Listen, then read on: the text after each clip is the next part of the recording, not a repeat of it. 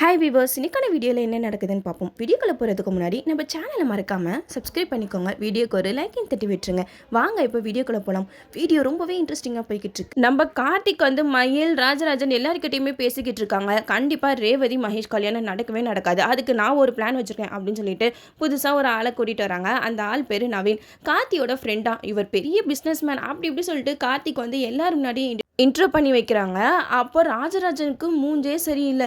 என்னம்மா பிள்ளை, நான் உன்னே தானே என் பொண்ணு கழுத்தில் தாலி கட்டுன்னு சொல்லிக்கிட்டு இருக்கேன், நீ என்னன்னா என் பொண்ணுக்கு வேற பையனை பார்த்துட்டு இப்படி நிற்கிறிய அப்படின்னு சொல்லிட்டு கார்த்திகிட்ட கேட்குறாங்க. அதுக்கு கார்த்திக் சொல்கிறாங்க, இங்கே பாருங்கள், இதுக்கப்புறம் இதை பற்றி யாரும் எதுவும் பேசாதீங்க.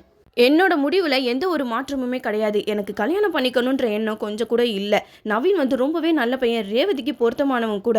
அவன் கூட தான் ரேவதிக்கு கல்யாணம் நடக்கணும் அப்படின்னு சொல்லிட்டு யாரையோ கூட்டிகிட்டு நிப்பாட்டுறாங்க. அந்த இடத்துல எல்லாருமே யோசிக்கிட்டு இருக்காங்க, என்னப்பா இது, நம்ம ஒன்று நினச்சா கார்த்திக் ஒன்று நினச்சிக்கிட்டு இருக்கா அப்படின்னு சொல்லிட்டு அதுக்கு பாட்டி சொல்கிறாங்க, யாரும் கவலைப்படாதீங்க, என் அப்பா முருகனே சொல்லிட்டாரு, கார்த்திக் ரேவதிக்கு தான் கல்யாணம் நடக்கணும், அதனால யாருமே பயப்படாதீங்க அப்படின்னு சொல்லிட்டு அவங்க தைரியம் சொல்லிக்கிட்டு இருக்காங்க. என்னதான் இருந்தாலும் இப்போ கார்த்திக் கல்யாணத்துக்கு ஒத்துக்கலன்னா கண்டிப்பாக தீபாவோட நினைப்பெல்லாம் மனசில் இருக்குன்னு தானே அர்த்தம். அதை ஏன் கொஞ்சம் கூட காட்ட மாட்டாங்கன்னு தெரில.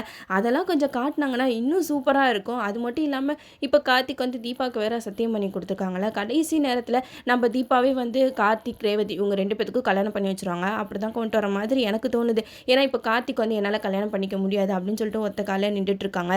கடைசி நேரத்தில் நம்ம தீபா நீங்கள் கல்யாணம் பண்ணிக்கணும் அப்படின்னு சொல்லிட்டு ஆவியாக பேச, உடனே நம்ம கார்த்திக் சரி நம்ம ஒய்ஃப் தீபாவே சொல்லிட்டாங்க அப்படின்னு சொல்லிட்டு கார்த்தி இந்த கல்யாணத்துக்கு சம்மந்தம் சொல்லிடுவாரு. எல்லாருமே எவ்வளோ ட்ரை பண்ணுறாங்க, நம்ம கார்த்திக் ரேவதி இவங்க 2 பேத்துக்கும் கல்யாணம் பண்ணி வைக்கணும், கார்த்தி மனசை மாட்டணும் அப்படின்னு சொல்லிட்டு. ஆனால் நம்ம கார்த்திக் எதுக்குமே அசர்ற மாதிரியே தெரியல.